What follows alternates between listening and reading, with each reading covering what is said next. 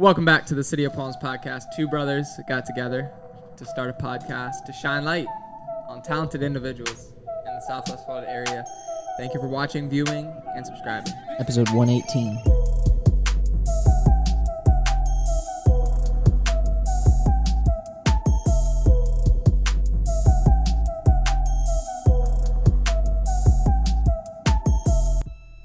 Your boys are back in the studio.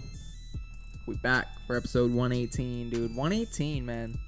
That's an accomplishment. That's an accomplishment. Shout out if you're here. We got a lot to talk about this episode. We went to Tampa Pro. That was sick. Yeah. Got a lot more, though. Got a lot more to touch on. We're turning into the skate podcast, dude. Yeah. We're a skate podcast. What can you expect, dude? That's what we do. Two brothers started skating. Two skaters got together. Started a podcast to shine light on skaters around the world. No, I'm just kidding. Now I'm hyped. We do have some good interviews coming up. Some good Guests people, some good guests lined up that I'm looking forward to. And if you don't skate, I still recommend listen. Give this a listen. You know, you might learn something. I actually have a question. If you know the answer to this, please comment down below. I was eating ham today, and I was like, why do they call it ham? It is pork, right? It comes from a pig. Mm-hmm. Why is it not called pork? Pork slab. Of any kind. Yeah, dude. I think I know the answer pork to this. steak, bro. I can Google it in a second. second. That's a pork steak, dude. But I know the answer to this. I think. So it's the same reason I think that they call deer. You don't just call it deer. Like, I'm eating deer. You say I'm eating venison. And when you're eating cow, you're eating beef.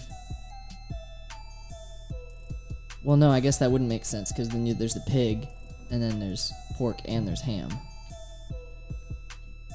I don't know. Now that I'm thinking about it. That's what I was thinking, dude. Because ham is pork. I come correct. But why is it called? Let's give it a Google. Because I don't know. Give it a Google. Because I think the what I was starting to say, I think that has to do with languages or something like that. There's something with there's a reason that we call it deer, the meat venison, but we call the animal deer. Someone's probably screaming right now. Yeah, they know the answer. I know the answer, dude. Yeah, I don't. Yeah, I was just curious. That was weird. Oh, the modern word ham is derived from Old English ham or ham, meaning the hollow or bend of the knee, from a Germanic base where it meant crooked. Hamstring? Ham. Hamstring? It began to refer to the cut of pork derived from the hind leg of a pig around the 15th century. Hamstring of the pig, bro. Damn, boy. Now let me see if... I'm going to start calling it hamstring. Honey baked hamstring, son. Hamstring. The word venison derives from the Latin word venor, meaning to hunt or pursue. Following the okay. I don't know. That's interesting. But there's not one for chicken. Chicken's chicken. You're right. Chicken's chicken. What is up with that? Same with goat. If you eating goat, you eating goat. If you eating duck, you eating duck. Turkey, eating turkey. You're right. What is up with the birds? I don't know, brother. Hey, if you're eating elk, you're eating elk. Ain't no way around it. It's funny to think of why we say the things we say with certain things, you know? I know. Dude, you know you can buy... This is kind of probably a stupid question, but you know you can buy... I saw ground bison. Yeah, I actually had a bison burger the other day. Is there enough bison in the world to be doing that? Yeah, there's plenty of bison. That's funny. Dude, bison are huge, right? They're huge. They're like the real big looking things? Yeah. Are they invasive in certain places? No. Dude, I recently copped a gator tag. Well, I applied for it. Oh, yeah? They opened up, so I applied for a gator tag, dude. So yeah. You're gonna be a gator hunter, dude. I'm gonna go. Dan the gator hunting man. I'm gonna go, dude. That'll be fun. I'm gonna go. Yeah, Would you be scared at all? Oh yeah, terrified. But I'll do it, dude. I'll do it, bro. You gotta get out your comfort zone sometimes, man. For real. You gotta get out there and wrestle with some gators. No, terrified for real. Terrified for real. The way it works is you basically apply, and you don't always get picked. So, if you don't get picked, they don't charge your card. Better luck next year. If you get picked, they charge your card. You have ability to go hunt gators in certain counties for certain times. They'll tell you when and where. So, I applied for the same thing as my friend who showed me the thing. And yeah, I'm hoping he gets one and I get one, or like if I get one, he'll go with me and like we can do it. But I think because I have the tag, if I were the one that would have the tag and he didn't, I would be the one that would have to bang stick it or like kill it legally. It's kind of just crazy, but I'm excited, dude. I know if I don't get picked, better luck next year. But if I get picked, man, it's God telling me get out your comfort zone. Crazy though, because you go at night. You just flashlight, see all their eyes, and you just freaking. What an adventure that! Yeah, you shoot them out with a crossbow. You got this crossbow with like a line attached. You shoot it, and pop it onto it, and then you're fighting it, and you get it close enough to where another guy can throw like a weighted treble hook around it to hook it again. So you've got two people controlling it. Then you pretty much get it where you want it. Get it close to the boat. A third person just pop with the bang stick. Then what do you do? Then you get it on the boat, drag it back to your truck. Where do you bring it? I don't know. See, that's what I'm not. That's what I'm not. No. The guy that my friend's friend, like the people he goes with, they're really tapped in. I imagine they eat it or do whatever with it, eat it or sell it. I'm not really sure, but they're invasive, so you want to get them out when you can. Pretty crazy. I'm hyped. If I get it, it'd be sick. Would you ever do something like that? I don't know. I'd go, but I don't know if I could be the one with the bang stick, like putting it into them. Yeah, a little rough. Because, it's necessary. I've heard about that with, like, lionfish and stuff, too. Like, some of these species that are just, like, going crazy, like, overpopulating and taking over certain areas. And pythons, too. I'd do it, man. Just think, bro. What if one day it's not always as sweet as it is now? And you gotta get some food by getting down like that, I'd rather know what to do now, so I'm not learning when you have to. Learning when I have to, being like, dang. Yeah, because alligator, if it was that circumstance where you're like fending for your I don't know, like finding, you got to do something like that. It'd be you get a lot out of an alligator, Yeah. Or even just a lot of meat in the tail. Yeah. I would, but like too, like hunting in general. You know what I mean? Hunting like deer. That is something I've wanted to like dive into a little bit. Yeah. I would just have to know that it's just I don't know, dude. I have a hard time. Like I would have a hard time like aiming at a deer and like killing it or whatever. Yeah, the rules to eat anything you kill, obviously. Yeah. So and that's I would want if I ever did like learn. I would want to learn fully, like learn how to hunt. Not only that, but also learn how to like process the animal and like use as much of it as I possibly can. Just because like I don't know. I feel like I would get sleep in the skin. Yeah, crawl up in there. No, I would just hate for it to go to waste. That'd be so sad. Gohan. Stop. Homeboy took his spot. Gohan, dude. Gohan, stop. We're recording. Civilly talk about it. Homeboy, you took my spot. Kyle, can you get homeboy on my spot? Gohan, for real, dude. Stop, come here. Bro. Hey, sit next to me, man. Can't have this, man. We talked about this. I gave you a treat.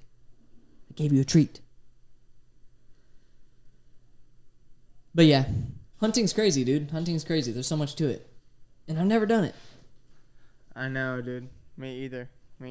Closest I've ever done is fishing. And I haven't even done a whole lot of fishing. Yeah. Did you see that YouTube video of Jamie Foy? I think it was like a Jamie Foy Red Bull thing. of him fishing. I think I did. It was like fishing stuff skating. Wasn't it like a day with? It was like some YouTube video called like a day with skater 2018 skater of the year, 2017 skater of the year, Jamie Foy or something like that. Was it something? No, it was newer. It was something newer that he posted. Yeah, no, it was kind of recently. I think Red Bull posted it. Yeah. But it said day with, like, spending a day with 2017 Skater of the Year, Jamie Foy. I don't remember what year he won, but I think the title was something along those lines. Because I think I did watch that. And I like YouTube videos like that, where it shows not only the skating, but just, like, a little bit about them, you know? Mm-hmm. That's why I like Nigel's YouTube channel. Because he does the, like, Sin Saturdays or whatever, and it shows, it's almost like a vlog with Nigel. Yeah. Heck yeah. Like that. I'm trying to find it. I can't really find it on there. I feel like Red Bull uploaded it. Yeah, I thought Jamie Foy uploaded like a little snippet too, Gohan, can you where he was please, like man? reeling in a fish.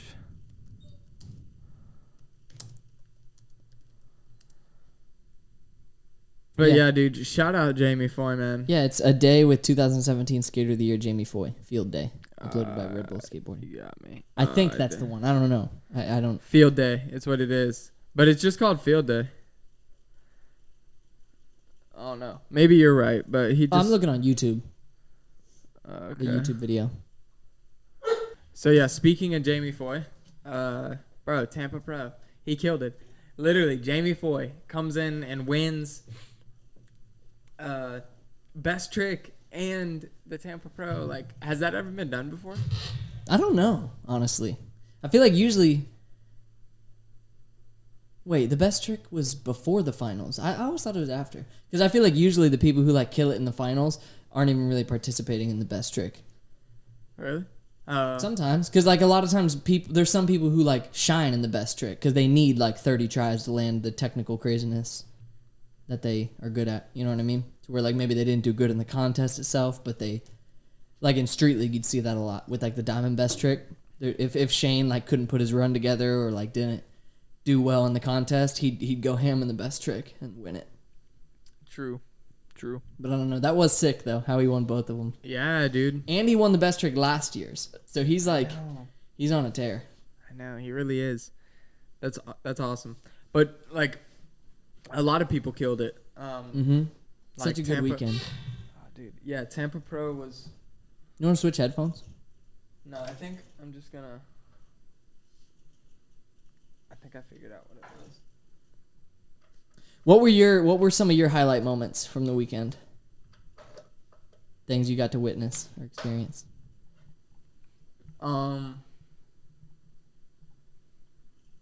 Well, I think it was. So skating with, just seeing Professor Schmidt. Yeah. At the Bro Bowl was like, what? Hold up. And then coming up to Tampa, just the skating, man. The skating that took place, I was like, wow. Because, we've skated Tampa Pro, not a whole lot. I could count probably like 2 or 3 times that I've been there. But, or not Tampa Pro, but skate park of Tampa. Yeah. And it's so hard, and to see these guys doing these tricks on that level is like, wow. And it really did inspire me to just kind of, just like Street League did, when we went, it was like, wow, this is like, I don't know, obviously not to that extent, can't do it yet, can't do tricks like that. It makes you realize that like these people are just going for it though. Yeah. You know what I mean? Like they're like fully committing, and like of course it's scary, like when I look at some of these quarter pipes, like they're huge, and I always think about like, oh, I couldn't blunt to fakie that because like what if I hang up, or like what if this or what if that. But like the more you just go for it and just like don't even think about what if and just try it, the more, because like a lot of these dudes don't skate Tampa a lot, so it's a new park to them, new course, but they just get it. They just like go for it. They don't know. They don't like measure the quarter pipe and be like, I've only done a trick on a 7-foot ramp and this is an 8-foot ramp and I don't know if I could do this, Yeah. They just go for it. Yeah. Sick. Yeah, so to witness what we witnessed in person was sick, but nothing really like, all the tricks were sick. It was all super sick, but like I would say the coolest thing, like Jake Alardi's run was super sick. I Yeah. didn't see it in person, but watching that on the way home, I was like, dude, like so cool to see just how it's just like, I don't know, man, just somebody can have that day, you know, that one run, you know. It's cool. I love skating. But what about you? And yeah, my top moments, I'm glad that we didn't, as much as I would have wanted to be there for the finals, I'm glad that we like spent Sunday skating and then we just watched the live stream on the drive home. That was a cool way to do it. But my highlights, dude, I didn't get to see it, but Andy Anderson's dark slide. We were in the building whenever he did that, but we were at watching the bowl jam. But my highlight, the bowl jam for sure was a highlight because we got great seats and it was just crazy to see. For me, because I can relate to street skating. Like I can't do the tricks. I can't relate to the tricks the pros are doing on the rails and ramps and stuff. But I can relate to it more than tranny skating because tranny skating is like I can't even pump around bowl corners like these dudes do. You feel me? So like seeing the bowl contest and how these dudes are just ripping it, backsmithing around bowl corners and just going up and stalling on the walls, like tops of the walls, and doing kickflip indies and 540s across the hips and stuff like that. It was so cool to see in person. So Andy Anderson's dark slide, seeing the bowl contest, like watching the whole bowl contest, and then that one dude, Yaimi or what was his name? I don't remember how to pronounce it. I always thought it was Jamie whenever I read it on Instagram, but his name's like Jaime or something like that. Oh yeah, like Jaime. Yeah. Jaime Mathieu or Mateo or something like that. I don't know how to pronounce it. He's a French dude, but seeing him, his energy is just like, wow, bro. That's something that like you'd probably didn't, as a viewer of the contest, you probably didn't get to see as much as like the people who were actually there. And being there and seeing him like skating the bowl contest and just like, bro, you think he does a banger trick and you're like, okay, that's it. Like he probably won the like best trick on the wall, so he's probably just gonna chill. But he just keeps getting it, dude, keeps getting it. And the firework, I don't know if anyone except the live stream viewers got to see it, but someone put a firework. Might have been him, honestly. But he might have just been a jokester and like lit a firework. But he had a firework in his pants and it was just like a smoke bomb. And then he takes his pants off, and the entire contest he's skating in his underwear. Yeah. The whole contest. I know. And every time he falls, he like eats it and is like holding his back, and it's just like and you're like, oh, he's probably done. Like that was a slam. I know. And then he'd get up and land his trick, and then you're like, okay, now he's done. He slammed, he landed it. All right, like that dude's MVP. And then he just keeps skating until the very end. So that he was a highlight for me for sure. Yeah, me too. Yeah, seeing that was sick. Even like. At one point, dude, his girl like carried him up from the ramp after he slid. Yeah, and I heard her saying like, "Do you need some water?" And then he's just like, yeah, dude, on something else. And then he just kept going too after that. I'm like, wow, so crazy. And it's crazy. He ended up not even winning the wall best trick. Jake Yanko did with his back tail revert and in no grab backside nose pick. He won that, and then Jaime won the hip best trick on the hip. Which I was a little bummed that one dude, I don't remember his name, so like I feel bad, but the dude that was doing like 540s and like heel flip indie, kick flip indie, I thought he was going to win that, but Jaime ended up winning it with his nollie big spin that he did over the hip. But crazy the way he tweaked it, just nollie big spin, like tweaked it all crazy. For real. Such a fun time, dude, such a fun. And one thing that like it's a weird highlight, but I love how informal Tampa is, even though it's the same level as Street League. You know, same level of skateboarding. Kelvin Hoffler's there, Shane O'Neill's there. He wasn't skating, but Shane O'Neill's there, Nigel's there. Like, all the top skateboarders in the world are there, but it's just so informal. You just park in, like, a grass parking lot that was, like, all muddy by the end of the weekend and stuff like that. And everyone's just hanging out in the courtyard, getting tattoos, drinking, like, eating food, just, like, hanging out and talking. And it's just so much less formal than Street League. And it just, Tampa's something else, dude. There's nothing like it. There's nothing like Tampa Pro, dude. Yeah. I'm so glad. I'm surprised that was my first one I ever got to go to. Now I want to go every year. Because it's like, dude, the skate industry needs that forever and always, dude. They always need that. Because that's like core skateboarding, you know what I mean? And it's really what skating's all about, too. You know? When you really think about it, the whole weekend, like Steve Caballero's band. What was the name of their band? Do you remember? I don't. I feel so bad that I don't remember. But you know, they were performing live, like skateboarders playing music, and just like the bowl jam, the street contest, tattoos, freaking just good times, dude. And then the party at the Bricks. We didn't go to that. We went back to the campsite and hung out with our crew. But you know, they all party at the Bricks after throughout the weekend and stuff. And it's just, I don't know, dude. Just such good times. Such good times. Yeah, dude. Tampa Pro is one you don't want to miss, dude. One you don't want to miss. And skateboarders are a different breed, man. I love skateboarding so much. Me too. I'm hyped for Street League coming up. Mm-hmm. That's going to be a whole nother story to tell. I can't wait to see how we do it this year. I know. It's going to be amazing. So, we talked about Battle of the Barracks last episode. And there was a few updates since then that we could touch on. Yeah, dude. Because I'm looking at my predictions from last episode, and I put in the influencer bracket, I put Chris Chan versus Spencer Barton being the final match, but then I put Johnny Geiger ? In parentheses, and I put Spencer Barton winning it and going to like the facing Chris Cole in the end or whatever. But dude, Johnny Geiger versus Jamie Griffin just happened. And that was sick, dude. Yeah, that was one of the best games I've ever seen. I know. That was crazy. You would think. Who did you think was gonna win? Johnny. Me too. I thought Johnny was gonna win. I know.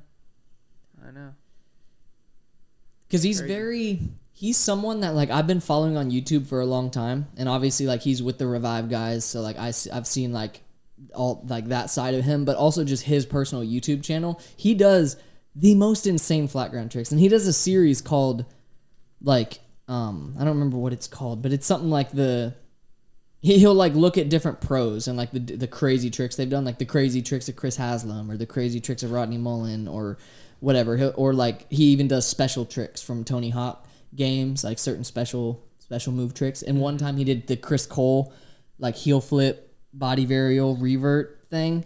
Just some of these tricks that are like signature moves for pros, but are actually like really crazy difficult. Johnny will like break them down and spend a whole YouTube video like trying to land it. Wow. And he usually does. By the end of it, he usually does. And it's crazy when he does like the Rodney Mullen videos because he can do like Casper slides and all sorts of underflips and stuff like that. He's just, I really thought he was going to win because he's got such a deep bag of tricks. It's crazy. Yeah, dang. And it was his home turf. That's why I thought he was going to win because Jamie Griffin flew with his crew to Switzerland to play Johnny, and I thought Johnny was going to win, but it was awesome to see. It was awesome to see, like, just such smiles and, like, good, I don't know, I just felt like such camaraderie between the two of them, and it was such a good game, dude, such a good game.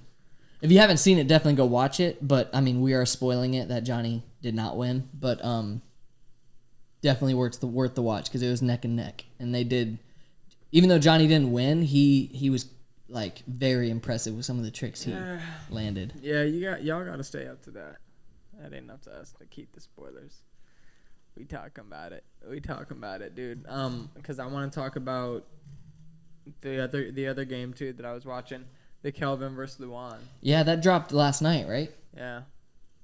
Well, a couple days by the time people are listening to this, but yeah, that was they went. Bro, Luan won the rock, paper, scissors, and he went. Did like 20 tricks for so long, dude. Like, I was like, how are you going to do anything else? How is anyone going to think of anything else? And they still were, and I was just like, wow. He even said when he was going the next time, he's like, I don't know what to do. I know. I was like, wow, even he was running out of tricks. That was a great game. Mm-hmm. That was great. Because they were, if I'm not mistaken, there was no letters by the time Luan did like 20 or 25 tricks in a row, but Kelvin matched each one of them. And by the time Luan fell and Kelvin got the set, I'm pretty sure it was still 0-0. Yeah. Which is great. Those types of games of skate are so sick. Yeah. It really shows the skill level of like, I know. Not thinking about like, you know, these dudes are pros. These dudes are in street league. So like obviously they're consistent. But when you think about like every flat ground tick, like kick flip, fakie flip, nollie heel, back heel, frontside flip, like all these basic flip tricks, they can do them all like on command. You know what I mean? It's crazy. Mm-hmm. So crazy. Yeah. And someone like Kelvin he has such board control that you see him. It's like Chris Cole where like, you see him figuring it out in the game of skate. Like he like doesn't know how to do it, or like it doesn't do that trick a lot, but he just knows how to use his skateboard. So he knows like if I flip it this way and get on the grip tape, then I can like get it around. And all the hard flips. I feel like Kelvin isn't good at hard flips. I don't really ever see him do them, but he did every one of the hard flips except no, he did all of them. I think he landed all of them. Yeah. I know. I thought that same thing too when I was watching it. I was like, wow, he's doing them too. Only reason he lost is because Luan has a lot of tricks that like is a knife to anyone's side. Yeah, like the dude. hard flip reverts and like all that stuff. Yeah, I was like, wow, he's really. Just when I thought, I was like, what's he gonna do? He's pulling out bangers. I'm like, what? So with that being said, that means I figured Luan was gonna win versus Kelvin. I don't see Kelvin skate flat ground a lot, but I think my prediction was that Luan was gonna move forward in the bracket, but. Now that Jamie Griffin is moving forward, I think it's going to be, if I'm right in my prediction on Chris Cole moving all the way to like the semifinals, it's going to be Chris Cole versus Jamie Griffin, which is going to be insane. Oh, that'd be great. Which is going to be insane. That would be a great game. Can we please get that? Please, dude, please. That'd be great. And I hope Chris Cole takes it. I hope the final match is Chris Cole versus Seva. True. Because that'll be awesome. Although Jamie Griffin versus Seva would be equally as awesome, you know? Because a lot of Seva's knife in the side tricks, I feel like Jamie Griffin could probably do. For real. Me too. Dude, I finally got my exhaust on the car. Yeah, dude, I got to hear it yesterday. Yeah, I'm hyped, man. I'm hyped. Getting it tuned this month. It's the 7th. When we're recording this, I'm getting it tuned the 26th. So, what is that? Not this next Thursday, but is it the next Thursday? It's not this next Thursday, and it's not the next Thursday, but it's the next Thursday. No. So you're going to try to drive it as seldom as possible? Yeah. For 3 weeks? Yeah. With it sounding like that? I know, dude. Self-control like no one else. It's already hard. Like, tonight, You're just going to start it up in the driveway just to hear it? And then take the camera. That's what I did today. That's literally what I did today, dude.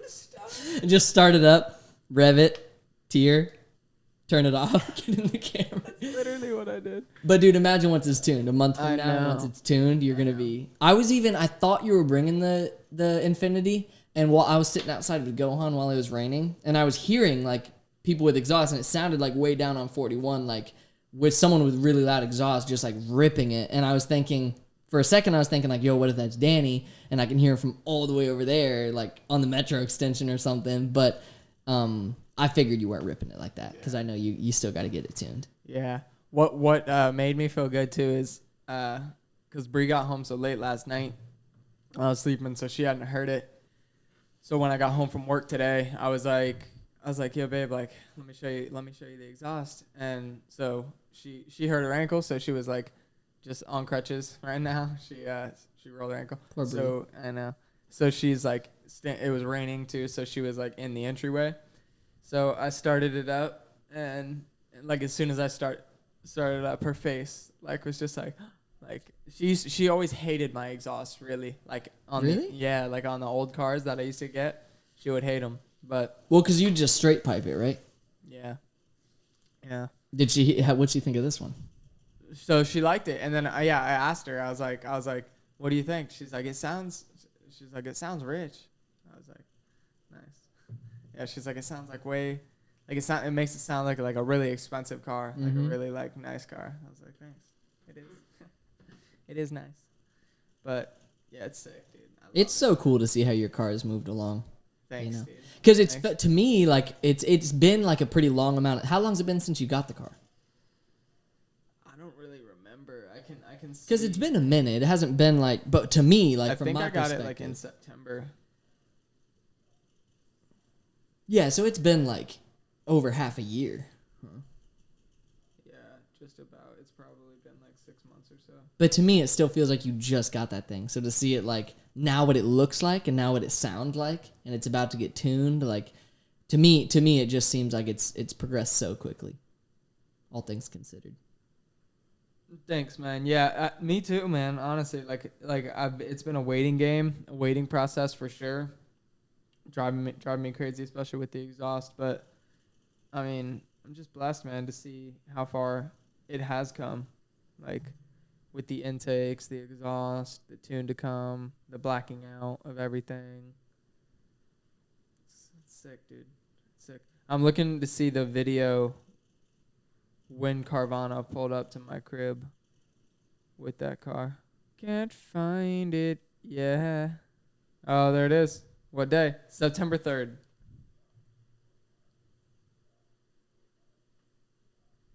The day I got it. Shout out Carvana. Looks so different. It does.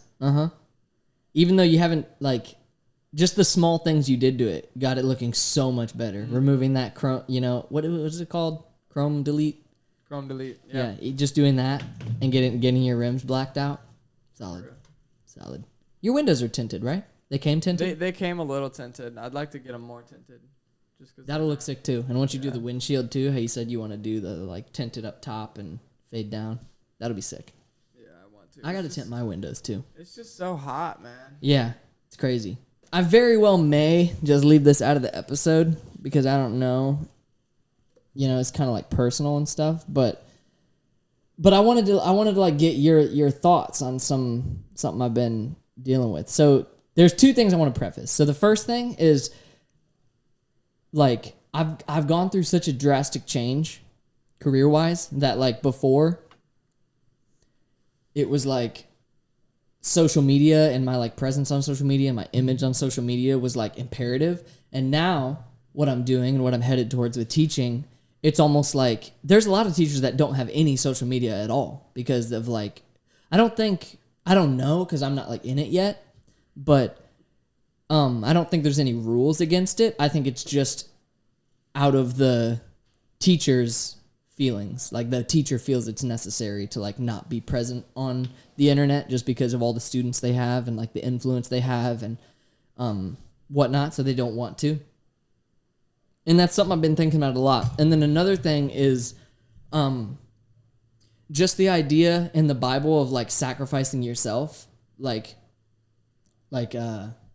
all the glory going to God. You know what I mean? Like when it comes to social media, like so much of it is how you're perceived and like this profile you're building on your Instagram and like following you're building for your name and you and what you do, when like really, I don't know, it's like something that I've been kind of torn. And now like just with my career and what I've been learning in the Bible, it's like really got me considering like, what do I do with everything else that I do with like Professor Shred and my writing and like, cause I've never been one to like care about fame or care about like my name being recognized. I've never really like dreamed of being a pro skater with like crowds chanting my name or like, I don't care. You know what I mean? Like that's not ever really been a goal for me, but I don't know, like sometimes I do like stay up at night wondering like, and like how much of what I'm doing in every aspect of my life is not for me, but for like everyone else, you know?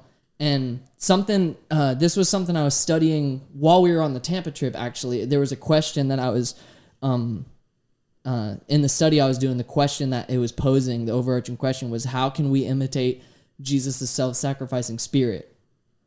And I'll read my answer real quick. And again, if you're not into this, like if you're a listener and you're like not into this, you can feel free to click away. But this has like been on my heart all day and like something I wanted to share with Danny. So I want to see his thoughts. So what I put to that answer after my study and everything, I put, and this is just my feelings, this isn't from the Bible. We can continue to remind ourselves that each of us are chosen by the Lord and he has a plan for each one of us. Treat others with kindness, show respect always, and lend a helping hand with all of your heart. The energy and passion that the Lord puts into our hearts is not only for the good of our lives, but rather it's for the betterment of all lives. What we do affects other people. People need help. They need grace and comfort, and oftentimes that takes putting ourselves aside, putting away the need to be right, putting away the need for approval, putting away the fear of anything other than the Lord himself. Sometimes the steps we must take, the road down which we are led, are not the ones most comfortable or most satisfying to our wants. We take these steps so that others will benefit too. the work we put our heart into, the hours we are clocked in, the sacrifices we make are to help someone else. And so like that was just like my little answer to that overarching question on the study I did. But then like I have a couple of scriptures that have been on my heart too. Like John 15:13 says, there's no greater love than to lay down one's life for one's friends. And then Matthew 6, where is it in here? Yeah, Matthew 6:33 says, seek the kingdom of God above all else and live righteously, and he will give you everything you need. So those two factors, the factor of going into teaching and the factor of that, just what I've been studying in the Word, it's really got me thinking, and I want your thoughts on like what to do with everything that I used to pursue, you know, with my Instagram and with my like YouTube and like, you know, like part of me has considered anything that I publish being under like a pseudonym or something like that. Like Professor Shred can work, but like, I guess it's more for like the teaching's sake. I don't know, man, because I feel like my Instagram is basically just skating and my writing, which both can help students. If students ever were to like look at my social media or whatever, it's not really about like my personal life or anything. And I'm not the kind of person to post anything that's like a negative influence at all. It's just skateboarding and my art, and then Shred Grip too is just painting, and it's anonymous. Like my name's not really involved, but the podcast too is something that I've thought heavily about. Like, what do we do? Because the podcast is something where we share a lot. We talk a lot about a lot of different things. We have lots of episodes, 117 before this one, with lots of different opinions and comments and things like that. And I'm thinking like, and this is why I don't know if we should put it in the episode, because I don't know what to do. I don't know if we should archive every episode so that like it's behind a paywall or something like that, to where like if students really wanted to like view those episodes, or anyone in the public really wanted to view those episodes, they could, but it would be behind a paywall, and then have like a new vision for the podcast, or like and the same with my personal stuff, not just the podcast, but just everything I'm involved in, everything like Brian Lombardo's involved in. I'm just wondering how to go about it, because like I said, nothing I've done art-wise has been for notoriety. Nothing we do with the podcast has been for our notoriety. But a lot of this has been on my heart and just making me wonder, like, is there certain changes that should be made now that our careers are going where they're going and our faith is growing like it is? You know what I mean? That's good. Trick 'em. I was just like, Do you have any thoughts? I know I just like spilled a lot, but and we can cut this out if it doesn't really seem like it fits, but I don't know. It's just been on my heart. I would have to think about it more and pray about it more. I don't know. I think as far as that goes, it's not a bad idea. If it's what you feel comfortable with, you know, moving forward with your career, by all means, that's what we'll do. I just think Professor Shred is pretty much a solid like disconnect. You also don't really post anything bad at all. Yeah, that's why like I don't think it'll be an issue, and I don't ever feel like what you could definitely do is, you know, have Professor, you know, have like how I'm wearing them. Have like Shred Grip, you know, open business account. Conversation about the podcast, we can have that off air as far as what we'll do with that. But like, you know, your personal, you can always like make it private. You have to switch it from being a business page. That's true. And you can make a private Instagram, private Facebook, and and just keep living your life. I feel you, because a part of me feels like this is a test, like with what I've been studying and what like where I've been called. But, you know, it's a test to like, because I don't want to like when I think about ever making something private. Like, I like that anyone can just look at me, and I do like the feeling of getting followers and like getting people behind my art and like getting people to like my writing and stuff like that. But like the Bible teaches that, you know, some of that is not really that holy, you know, like a lot of that is your own like ego, you know, like your own pride, like wanting to like have some sort of validation from the world, when like ultimately whatever I publish, whatever I write, whatever I paint, God sees it, and he sees where my heart is when I'm making it. So like regardless of what the earthly or human like response is to what I publish, doesn't matter, you know? So any of that validation I'm seeking through social media, part of me just wants to like delete all of it out of like, you know, a test to see if I can handle that. My heart can handle that. But Yeah. I don't think I need to delete it, but I do think that this is a test, especially with like going into teaching. Like, I really do have to put myself aside, and I really do have to put aside any like validation I'm seeking from the public, you know? Yeah. And putting it private would do that, to where like, you know, I have to have approved followers and stuff. Yeah. No students allowed. Yeah, I would say, too. I mean, I don't know. I had a similar conversation with Bree, where I'm like telling her, you know, pray about it and see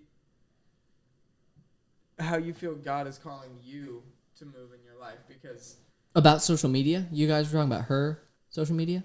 like her YouTube and stuff, yeah. So like, you know, the same thing for you. It's like if you feel God, you know, calling you to pursue your YouTube, then there's obviously a reason he's put that desire on your heart too. Yeah. So he may have a plan for you deeper in that than he does for you teaching. You know, I don't know. Mm-hmm. But again, it's like wherever you feel like your heart is, you know, obviously you're smart to have, you know, you've always wanted to be a teacher, you're pursuing that.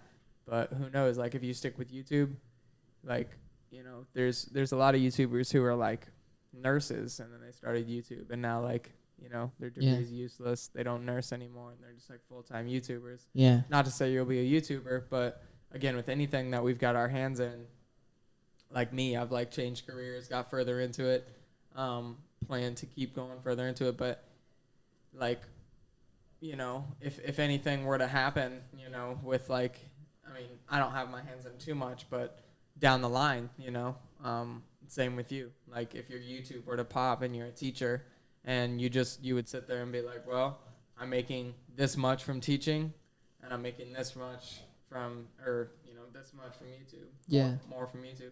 And it's like, you know, I may just quit teaching, you know, who knows? And what's crazy is like originally, like when I was pursuing a lot of what I was pursuing creatively, I imagined a skate shop being like what I put my all into. Like I go there at the early hours of the morning and I leave. I'm saying our enterprise. Yeah. But lately, I've been wondering if that dream that's in my heart is a classroom. Like a classroom's the same thing, where I get there in the wee hours of the morning, I'm there the entire day, and I'm impacting a lot of young lives. And it isn't about me, Brian Lombardo. It's about them. You know what I mean? And it's the same with, and that could transfer, because right now, bro, I'm doing training to be a summer camp counselor, and a lot of that I've been wondering, like especially with our Tampa trip, being in those cabins, I was wondering like, bro, what if like, I don't know how it's going to work out. I don't know. I'm just like praying about it and really trusting in like what God has for us. But like, what if it does transfer to one day that summer camp counselor position is like what we're doing? And it's like, we have a lot of young skaters that we're directing and we're influencing and we're teaching, you know what I mean? And like, and that will be for the glory of God. You know what I mean? Like that will be because we just want people to show people what skateboarding can do for you, your well-being, you know, physically, mentally, spiritually. It's just like the greatest thing that's ever happened to our lives. You know, it's the reason we still do it, even though we're banged and bruised up all the time and whatnot. I don't know how it's all going to work out, but I know like what I'm being called to right now. And, some of this has just been on my heart, like certain changes I might have to make. And I think ultimately it just comes down to like really being okay with putting myself aside, you know? And that doesn't mean like not giving myself anything I want or not like taking personal time for me or anything like that. Like self-care is still important. It just means like never pursuing something out of self-validation or anything like that, you know? Yeah, for sure. No, I 100% get that. I think that's important too. And that's why it's cool. I like that without even really thinking about it, I publish under my LLC, like my name for my business, I publish under. So now whenever I publish works of art or writing, it's not under Brian Lombardo. It's not under my name. It's under the business name. And I don't know. I've always liked the idea of like a pseudonym or something like that, you know, to where like when people doing business as. Yeah, you know what I mean? And maybe I don't know, dude, cuz I don't know. I guess something I've been called to a lot despite like all my teaching endeavors and skating endeavors and our podcast and everything is just like my writing and stuff. I've really been like really been called to like that can be a way that I influence others and whatnot. And a lot of times, all the time actually, God is what puts those words in my head and like what puts those words to the paper. You know what I mean? Hopefully it helps somebody, you know? Hopefully. Yeah. It will, dude. It does. It has. It has before. The stuff you put on Instagram. Already. And I even told you the other day how like I get bummed sometimes when I post a skate edit and like it gets views from like skaters and stuff and people are hyped on it. But then I post a writing that like I spent a lot of time on and like I'm really proud of and I feel like has a really good message to learn something and doesn't really get any traction and I get bummed. And that's the mistake, you know? Like I need to just put it out there and put it out into the world, and then from there, it's there, you know, like God helped me create it, and therefore the job is done. It doesn't matter how many likes I get, how many comments I get, how many people tell me they enjoyed it. That's not what it's about, you know? Yeah. And that's something I've really had to come to terms with, you know? It's hard, you know, because we all want naturally to be accepted and to be loved and to have notoriety and stuff, but really the Bible really tells us that that's not what our goals should be, you know? Yeah. But that was pretty much my only topic. I know I like rambled for a bit, but like hopefully like if you're listening and I keep this in the episode, hopefully like, you know, maybe you take something from that because no, that's real though, it's an dude. uncertainty. No, that's real. Yeah, dude. I mean, the Bible calls us definitely to put down desires of the flesh and pursue what God is calling us to do, and that's why I always really recommend to pray and see really what that is for you personally, because for everybody it could be something different, but just know whatever it is, it might not be easy, but he will walk you through it. Yeah. And the more I've noticed that the more I'm stressed and the more I like don't know, like even this week there was a lot of situations where I didn't know how I was gonna get certain things done and stuff. It's just like I'll just sit down and just ask him like how can I do this? You know, like, can you please show me, like, or help me? You know, like, I can't do this alone. You know what I mean? And then from there, I'll have just the right conversations with the right people. And it just all starts, like, working out. And then I'm like, and then at the end of the day, I say thank you. You know what I mean? I know, it's dude. as easy as that. No, you're telling me, dude. Did you do that? Nah. What's printing? I just kidding. That is. Nah. It just says delete your Instagram from God. Nah. Yeah. So. No, it's true though, dude. It's so true. God works like that, and God's good, man. God's good. I don't know if this will be in the episode, but God's good. We'll see. I think it should be. Put my little God is good in there. Nah. God Yeah, is it should good. be. God is good.